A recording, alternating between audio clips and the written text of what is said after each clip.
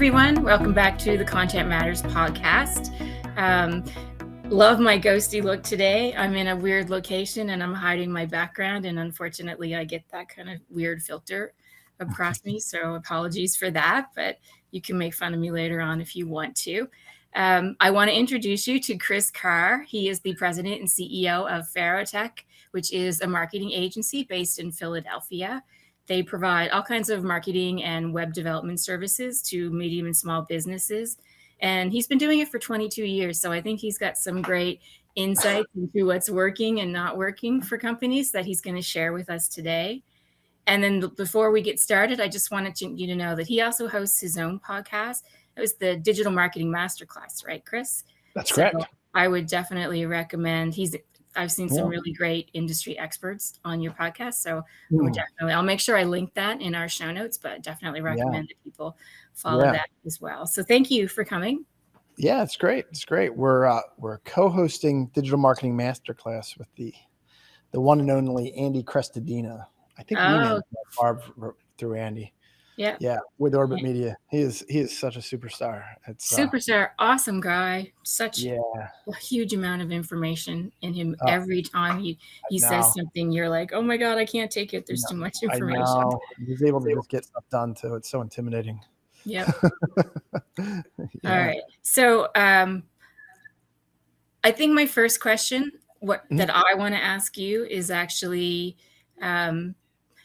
this idea of random acts of marketing. Mm-hmm.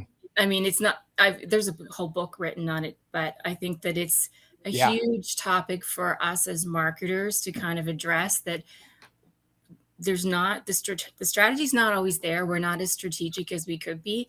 And I'm just kind of wondering, from the work that you've been doing, what are you seeing with the companies? What are the mistakes or the things that they need to be doing differently, to not be doing just, here's a campaign, here's a podcast, here's, whatever. Yeah. I think every little micro initiative is strategic. I think it was born out of something great. They saw it as a trend, they saw it as a hack, or, they sat in a boardroom and said, hey, okay, here's some ideas. And every single one of them, they might work independently, but if they're not connected to a more of a comprehensive or omni-channel approach, they fail to really turn into that flywheel effect that's going to get what I would call kind of compounding interest. And so a lot of the things what I want to be able to do is I want to be able to try to identify my goals and where I'm trying to go. I try to use math to get there. I try to say, hey, if my goal is to grow to 10 million, I got to say, to grow to 10 million, this means that I'm going to have to close, 12 sales a year. If I got to close 12 sales a year, I got to figure out how many leads it's going to take to get a sale. And then I'm going to have to figure out how many visits it takes to get a lead. And then in this, A plus B equals C, but math, you're going to be able to figure out how much traffic or how well does my marketing have to work to help me reach my goals. That's at the macro level. Now, how you get there, right? It really it can become the Wild West in the aspect of there's just things. I'm going to do podcasts, and then I'm going to do shorts and reels, and then I'm going to go out and I'm going to do conventions and stuff like that. And every single time that you just add more and more layers to the cake, it's very hard to have them all connected to your vision. Right. And I think that as a content marketer, I think that you should have a content mission. You should be very clear about that. And if the initiatives that you do don't fit that content mission, you should really question, is it bringing value? Will it ultimately compound? Because there's a lot of really great initiatives out there that were a blip and then they were just gone. Yeah. And do you think that every piece of content in your content marketing strategy ultimately has to be about getting people to come to your website? I guess that's kind of a crazy question. I think in the ideal sense, the reason why we like them to come to our website is because if you're doing marketing right, you're able to gather their information. You can get cookies on the computer currently, that might go away, but you're able to track them, drip to them and engage them. We're finding that, companies that do lead nurturing, their numbers are about 30% higher than the companies that don't. So why would I want them to come to my website? Just because I can generate them there, I can nurture them there, and I can convert them there. And hopefully I can turn them into people that create more referrals for my business. Right. Without it, it's back to the traditional world. You don't know how they came there. You don't know where they stand. You have no temperature check. And so ultimately, I would love to have them on my website and engaging with my marketing.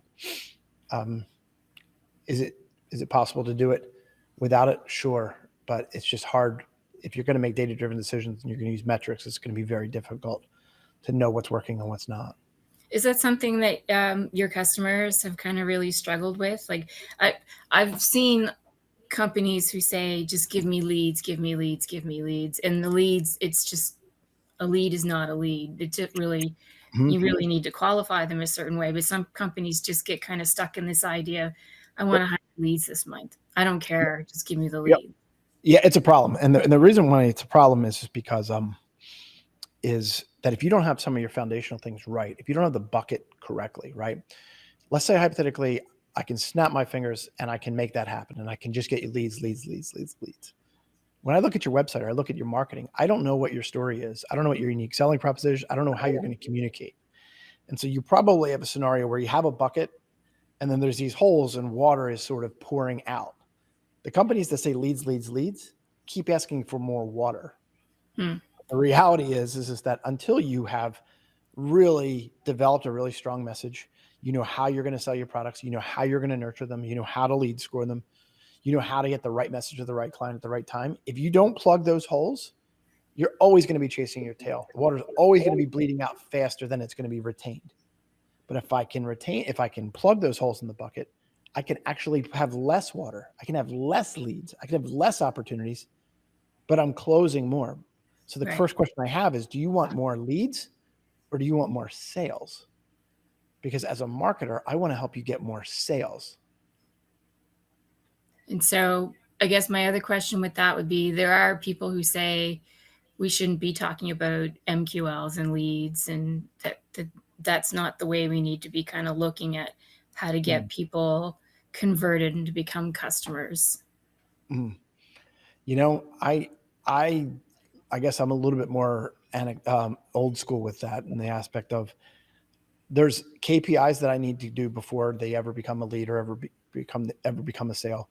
But every single client that I work with, they want to know the ROI, that if they give me $10, they need to know that it's going to turn into $50 or $100 or whatever we believe that the multiple should be.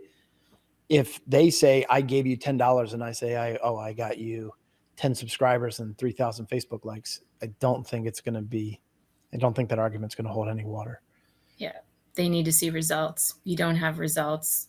Yep. That's why budgets keep kind of maybe slashing or getting lower with marketing, because they're not seeing those kind of results that they need to see. And we run this all the time is that the first question I have is, do you know what your cost per acquisition is? Because a lot of times they'll come to me and say, oh, I like this, but can I get a guarantee? I'm like, not unless you know what your cost per acquisition is. Yeah. It's like, why would any marketing company leverage themselves in a way if you don't even know what it takes to become an actual client? Yeah. So the first thing that we do is we develop a gap assessment. A gap assessment literally is a book this thick. It's a 10-week deep dive. It's our 3 to 5 year roadmap. Yeah. And we look at every single part of your marketing. It's like a SWOT analysis on steroids, but we're going to develop the course on how to get there, not only mathematically, but through ROI, through the amount of content, the amount of deliverables. All of that stuff has to be measured before we go forward. And like the first year is we have to figure out, what is your cost per acquisition? What's your cost per upsell? What's it going to cost for me to get a client that you have to turn into an upsell or a cross sell? We got to get very clear on your numbers, because, Coca-Cola knows if they put money into commercials, what they're going to get in return. Right. Accenture, the same thing. This isn't guesswork. This all comes down to math. What I find is that a lot of smaller, some SMBs and stuff like that, it's like we have this silo between marketing and then, marketing. And then the ROI just seems like this nebulous thing of like, well, it's sales plus marketing and stuff like that. When you're like, well, how do you equate the two? How are they measured against one another? Because if you don't know that answer, if the marketing company asks for more money to get more results, how can they prove it? Yeah. No, that's good. That's right. And it is a challenge for a lot of companies to kind of think that way now, even though I Mhm. think they're starting to force marketing to do that. But if marketing never did that before, it's Yep. such a shift that it's that, Yep. and I think that's why so many Mhm. marketers, executives leave, because it's just all of a sudden it's one way and then it's another way, and you're kind of struggling to try to figure out what Yep. is the answer. Yep. So I where does sorry, go I ahead. apologize if there's drilling above my head. It's just the worst time to run a podcast when they're doing construction in our building. I That's okay. apologize. I usually don't hear it. That's good Okay, though. great. Yeah. Okay, so where does a content marketing strategy fit into the overall marketing strategy? When do you Mhm. start it? What role does it play? Yeah. I think content, the first thing I think what we have to do is you have to figure out your goals. We talked a little bit about that in the beginning. We need to know not only the goals, you need to know the KPIs, and we need to be able to work backwards from the math from your goals all the way down to the amount of deliverables and the content you got to create. That's step number one. Step number two is we have to figure out what is your story. Branding is going to be more important now than it ever was, especially in a world where there's AI content that can be spun out so quickly. It's going to make brand more important than ever, because in a tsunami of synthetic content, it's the companies that can make a more compelling story that are going to shine through. And certain things that I believe that are going to be critical for story is you got to understand the pain of your clients. You got to know the promise and your unique selling proposition, what makes you answer that pain. You got to have proof that shows you're not, that this is not your first rodeo, whether that's testimonials, case studies, whatever it is. And you have to be able to provide a clear opportunity where people can take the first step without it feeling like you're in a car dealership where it's like, buy now, buy now, buy now. Yeah. I think those are some essentials. Also in the content map, you got to figure out where's your awareness content going to go, where's your consideration content going to go, and what's your decision level content going to go, and how am I going to use automation to drip me from being cold to warm and warm to hot. So where does content fit in that is like, I've established my goals, I developed my plan, and I know my story. And then what I need to be able to do is I need to be able to figure out what personas am I going to go after and how am I going to do that? And how am I going to measure the results to know, do I double down on the things that are working? Do I add more energy to the things that are in progress? And do I dismiss the donkeys? The donkeys? Is that Yeah. Yeah. that's a Yeah. new one. It's there's a guy named Larry Kim, and he says they're either a unicorn or a donkey.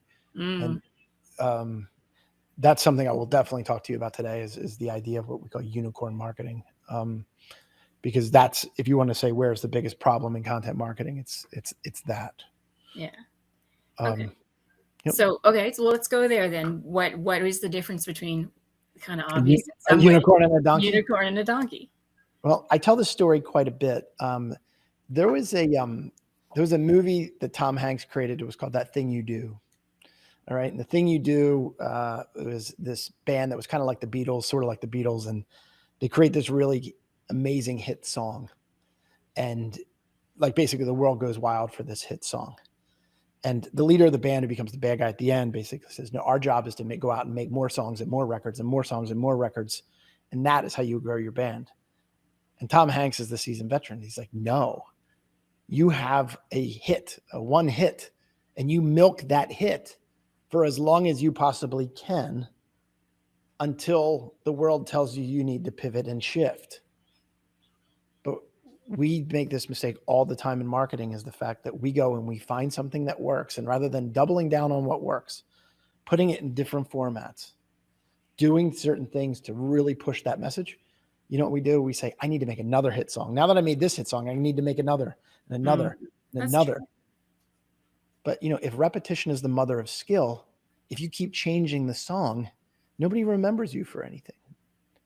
It's like you're kind of like Donald Miller talks about this thing, and it's like, let's say you have a cow and you brand the cow, and then someone goes and puts another brand on top of it. That's another song or another idea, another concept, another idea, another concept. If you go and you look at that cow, you can't even tell what the original brand was. Yeah. And that's what we do with our marketing all the time.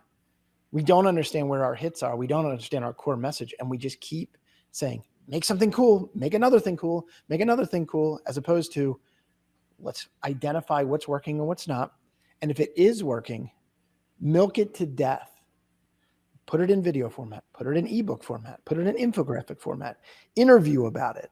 Like when you watch a Marvel movie, it's a 2-hour movie, but a lot of people are like, I saw all that in the commercials. It's because that's right. You know what I mean? They know how to market. Yeah. They know how to milk it for all it's worth, Does it ever seem like that your customers, your audience might just get tired of hearing the same thing? Or is it more that it's a concept or an idea, not necessarily a particular piece of content? Yeah. It's like a couple things. One, you got to look at your metrics. If you're getting almost all net new clientele, you can keep playing the same record over and over again. Yeah. If you have a loyal audience, what you probably do is you probably do an 80-20, which basically means you're going to have 80% new, but you're always going back to that core thing. You know what I mean? That core value, and, I talk about unicorn marketing all the time, and it's not even mine. It's a guy, like I said, it's a guy named Larry Kim. But every podcast I do, I keep talking about how content marketers keep doing this thing where we don't put our stake in the ground and we don't revisit it enough. And then you're not famous for anything. Yeah. Have you the greats do this. Andy Crestodina has the 1% content strategy.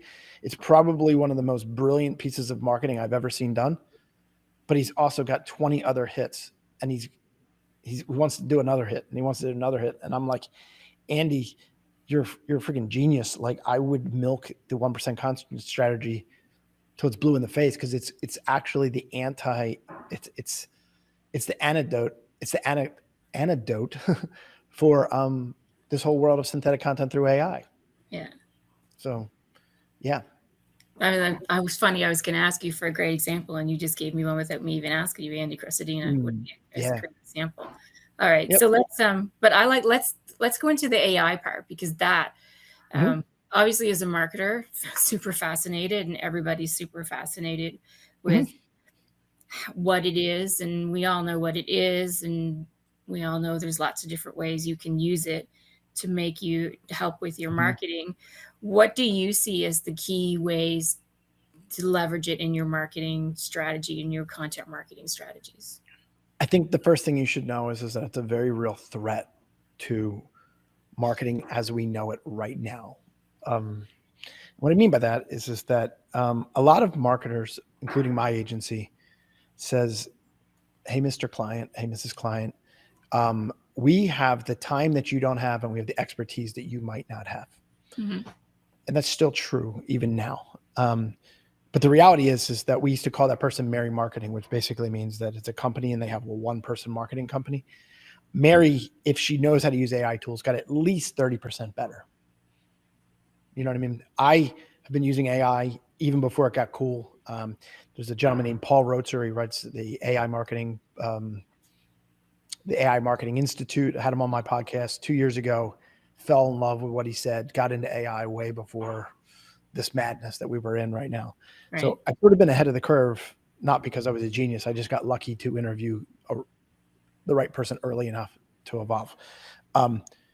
But in all of my AI, I've only been about 30% better. So this idea that it's going to replace all writers, that it's going to replace all marketing, it's not, and it won't. But the problem is that the CEOs, the people that don't know marketing, the C-level executives, have heard that it is going to replace people. And so we are going to face this really big dip in the next 6 to 8 months where they think I can just have a machine do the job that I had a human do. Yeah. And a lot of businesses learn the hard way that that's not true. And I'm sure there are a good share of freelance writers, freelance marketers out there who are leveraging it so that they can bring their rates down and get in the doors of these companies that see or think that it's the right way to go. It is. But the other challenge you have, sorry, I got a little bit of audio distortion. If everyone could do it, and everybody will do it the way everyone has Microsoft Word or whatever, 3 years now, you have a ton more content. And so the question is, can you make your content stand out? Can you bring value?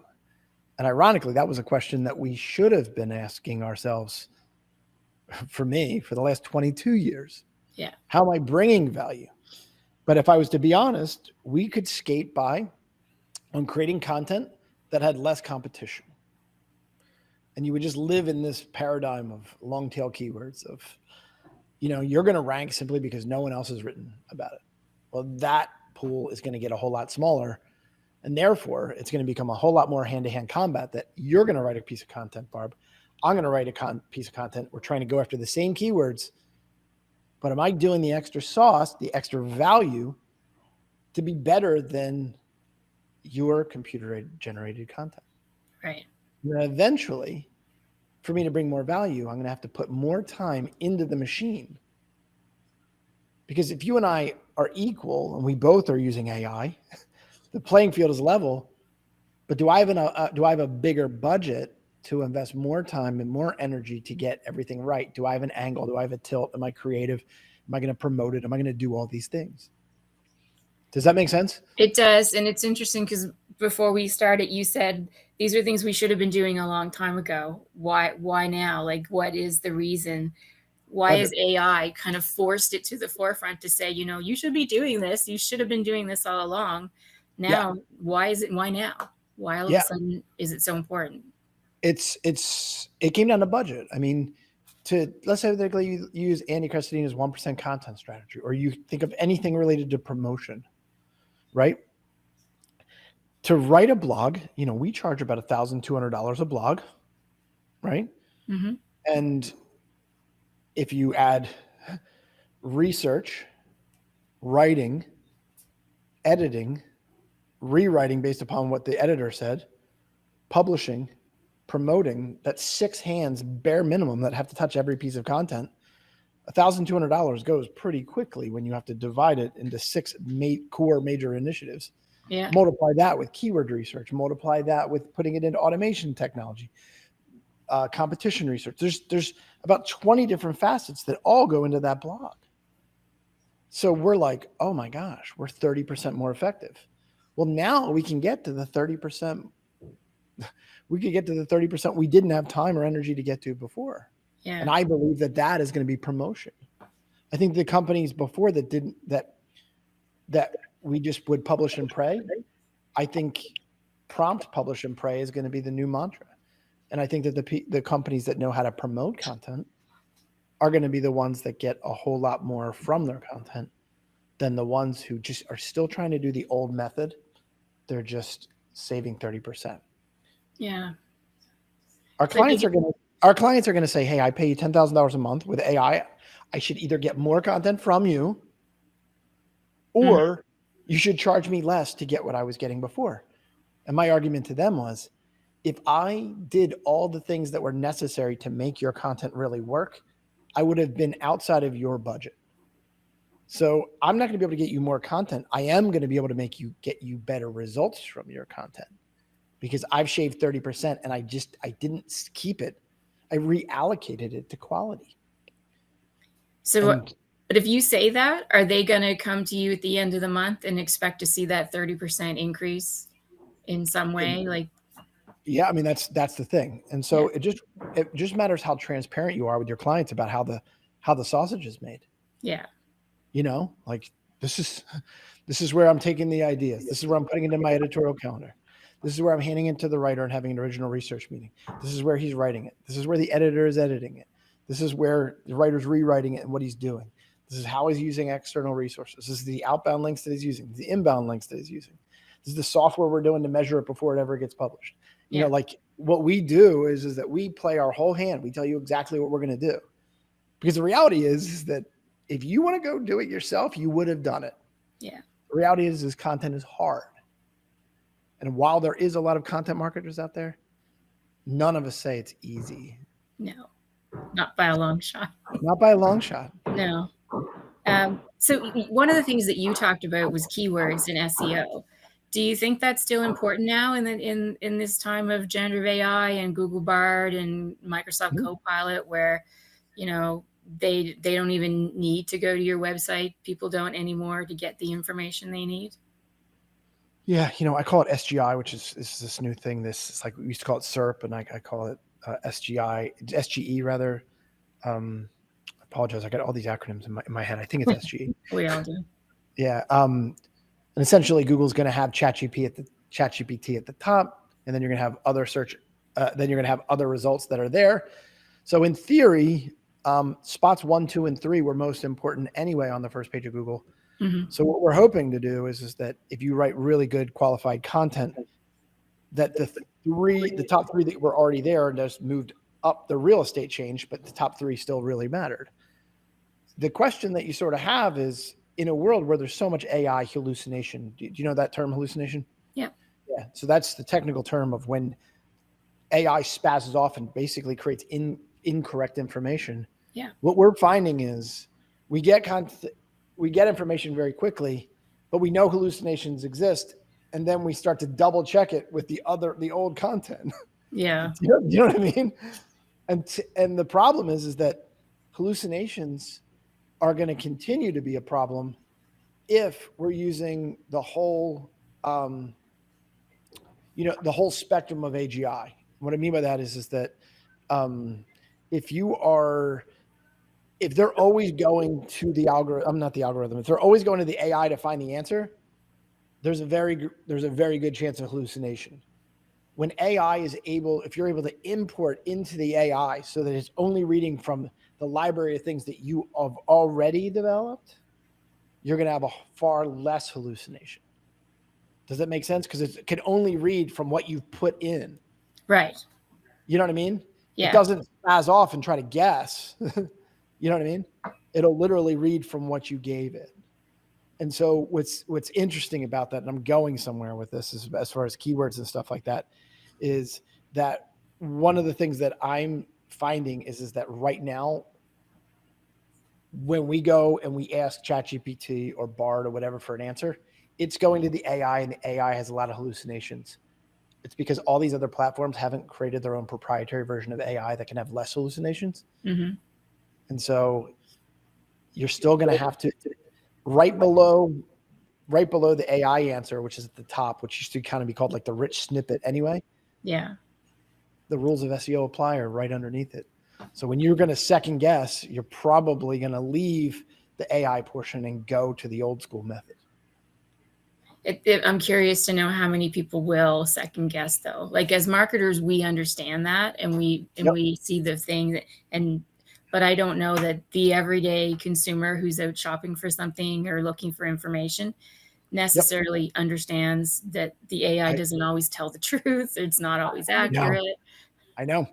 We're going to find out. And the ubiquity of the AI is about to happen. I use a word called the inflection point, and it's not a word I choose lightly. Inflection point is a point in time where you hit something and then it diverts either up or down or sideways or whatever, but it never stays straight. All right. Mm-hmm. That inflection point in my mind is when Copilot and Workplace 14 comes out.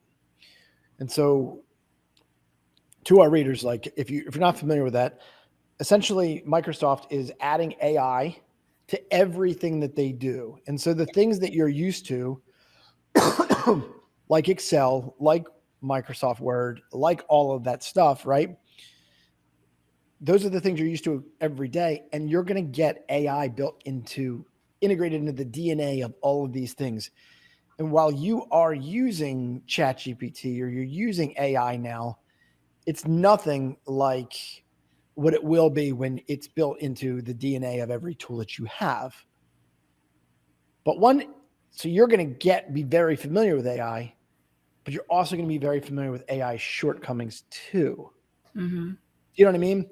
And so when the average consumer trusts the AI, if they play with AI enough, I actually think the distrust also will come with the adoption of AI. Yeah. Kind of right now we're on this slope up here and we're going to start to tip over into that trough of disillusionment. Oh yeah. Of misinformation and things like that. And it's going to put that thing of like, I got that information quickly, but I better double check. Yeah. That's what I think, but I could be wrong. Yeah. I guess time will tell, right? As people start to really take advantage of it and use it. So, but I mean, I can guess the way it's going to go only in the aspect of what I've seen and heard so far and the ways that I've engaged with it. but it's going to be on steroids when it's in the hand of every user. Yeah. You know what I mean? Because Yep. there's a lot of people that are like, ChatGPT is like, oh, I played with it once. I was like, I play and use it. If I'm not on the podcast, I'm using it in everything that I do. Really? Okay. Oh my gosh. Yeah. Yeah. It double checks and grammar checks my emails. It does all my internal communication. I use AI in how I edit my videos. I use AI in how I promote content. I use AI in how I do digital PR. It's all saving me 30%. So it'd be like, for me, I've dialed it in where it's a calculator.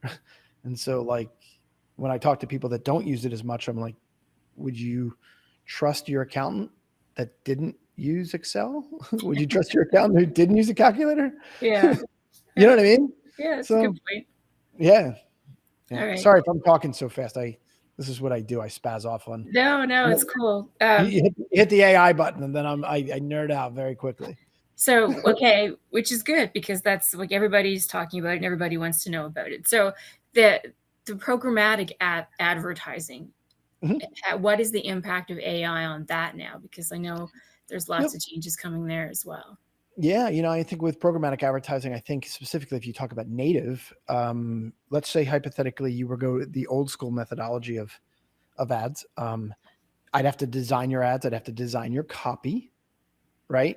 Mm-hmm. And then I would have to find your custom audience, and then I'd have to have an analytics person who verifies that your audience is correct, and it's going to be this spin cycle. But the spin cycle is only based upon, say you had $10,000, that's going to be on maybe 6 ads.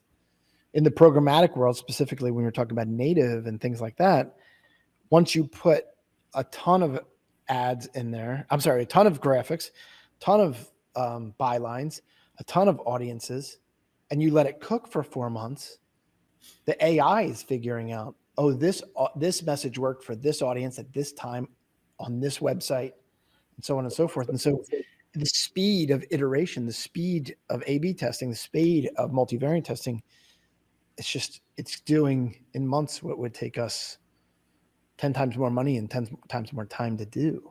Yeah.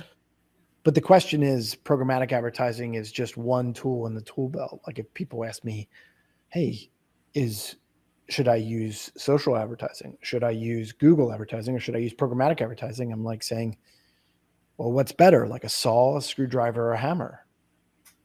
I'm like, well, it depends on what you're trying to build. Yeah. Brand awareness, programmatic advertising is far better than anything I've seen. Disruptive marketing, far better than anything I've seen. If you need quick conversions, not right now. I haven't seen anything in programmatic advertising that flips a quick transaction. Mm-hmm. But if you need it built into the brand and nurturing, absolutely. Yeah. But the AI of it all can just do the things that you can't. Yeah. And a lot of this is already built into a lot of display advertising you're already seeing with Google. The responsive ads are programmatic advertising just in a walled garden. Yeah. And they're supposed to be adding even more kind of AI capabilities into that advertising, which will be interesting to see how it works for companies.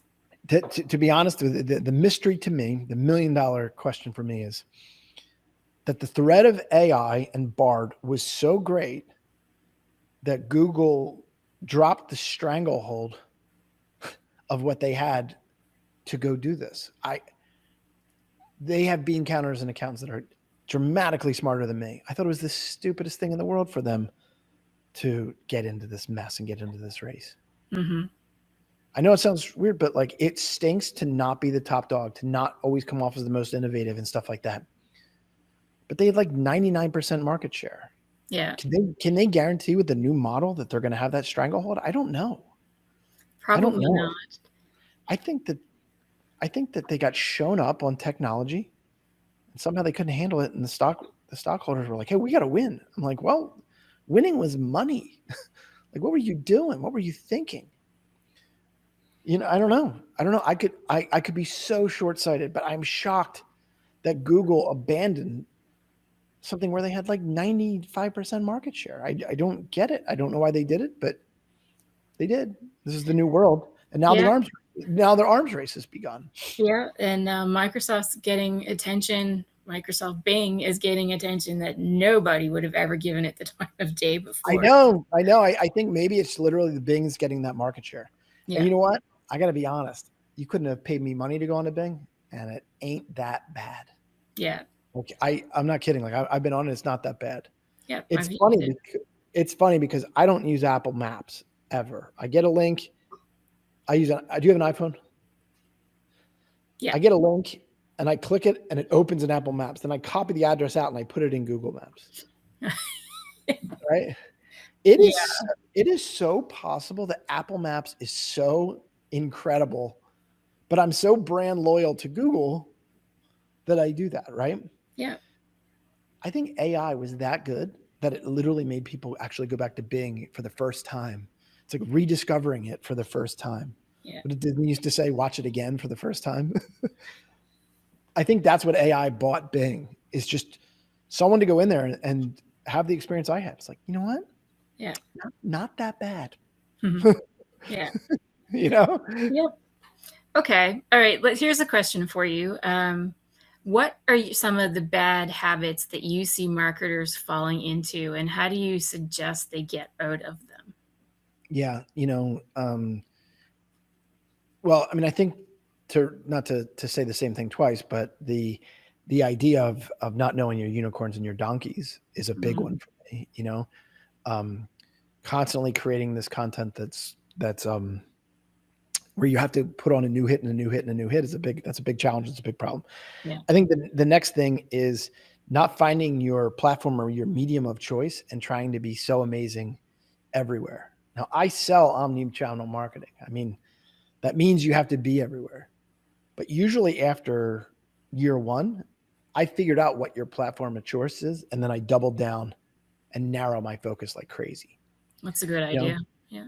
Because there's this, Joe Polizzi has this candy bar analogy, and it's like, how you with Hershey, you can break things into little like pieces.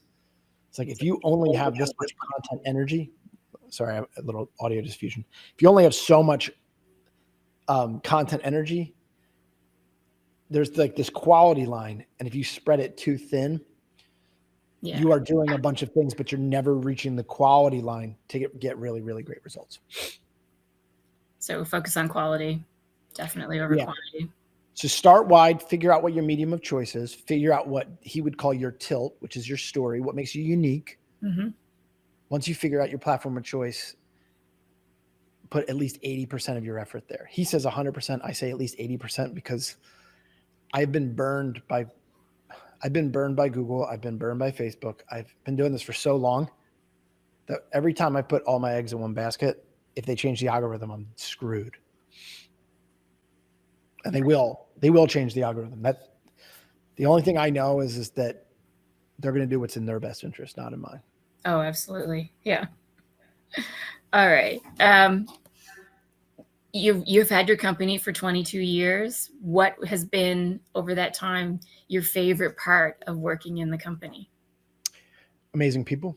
I have such a cool team. I don't worry about coming into work. I am really bad at a lot of things when it comes to business, like just bad. What I mean by that is that like, whether there's certain forms of leadership, whether there's certain forms of just marketing, like there's certain parts of marketing that I gap out on that I just don't entirely know. Right. But I've hired really, really great people that have been able to fill those gaps and allowed me to do the best thing on my best day. And they just made it better because they didn't need a leader that had to be great everywhere. Right. And so I've been able to find 2 business partners and a really great team that has been able to help me scale the company in a way, despite my shortcomings. It's 22 years is a long time to run your own company. I mean, you don't look that old, so you must have started very, very young. So 23. Yeah. Pretty cool. Yeah. With the terrible stories, I've been doing podcasts. I do 1 podcast a week, and I've been telling the people I started my company when I was 21. And then I looked at my incorporation papers and it was 23. And I was like, I've told 1 million people I started when I was 21. Yeah. All right. 23. 23. I'm 45 now. Tomato, tomato. Tomato, potato. Okay. Final question for you. Who is your, not really, I want to say favorite because I don't believe in favorites, but out of all the people that you have talked to on your podcast, who did you learn the most from? Who shared the most insightful information with you? Two people. Well, one on my podcast and one has not been on my podcast. Well, I'm going to give three answers. The best marketer I believe on the planet right now is Andy Cristodina. That's my belief. The fact that he's the co-host on my show is just like, I don't know what lottery ticket I got. I think he's really that good. I mean, I think there's big shots like Seth Godin, Mark Schaefer, stuff like that are very, very good at what they do. But I think Andy is probably the best balance of being able to be a great web developer, a great content marketer, a great human being, and a great communicator. Like, it's very rare that you get to see people that are good at all of those things. Paul Roetzer had the foresight to see what was coming, and now he's in pole position because he's just wiser than everybody I know in the marketing space with AI. He's just incredibly good at that. He got me into that when he got me into that when before it was cool. And I have very few podcasts that I listen to live. Like, remember when you're a kid and or not a kid, but when you used to have to watch TV live? I have two podcasts, Paul Roetzer's and the All In podcast. The moment it comes out, there better not be anything important in front of me because I watch it live. The moment it comes out. That's cool. Yep. And then another guy named Donald Miller wrote the book, Building a Story Brand. I think he cracked the code on story. I think he's the best there is. Yeah, definitely. That's a book I have. I haven't read it fully yet, but certainly one that I think everybody should probably read. Mm-hmm. We implement that with all of our clients here. All right. Yeah. Well, thank you, Chris. This was a great conversation. I'm sure we could probably talk about a million other things because marketing is so expansive and it flows into sales enablement and sales. So it's been a great conversation. Thank you very much. This has been wonderful. It's funny because we were talking before the show. I got to figure out what you actually look like, Barb, because you look like the Force from Star Wars. Because you have this ghost image. I don't know. Maybe it's an improvement. I hate Anyway, all right. I just before we go, I just want to do a huge shout out and a thank you to our sponsor, who is Ingenix. They sponsor the Content Matters podcast. They provide content management, headless content management, portals, and all kinds of content management software for companies, enterprise companies. And their idea is to help companies kind of unify product and content marketing and help you get it to the right customers on every channel and every device. So they've been, they're a really great company to look at if you're looking for that kind of software, and definitely been awesome sponsoring in this podcast for the last season 5. We're in season 5, so 5 years it's been. Wow. Congratulations. Very cool. Right. So thanks very much. Thanks everyone for listening, and we'll see you next month.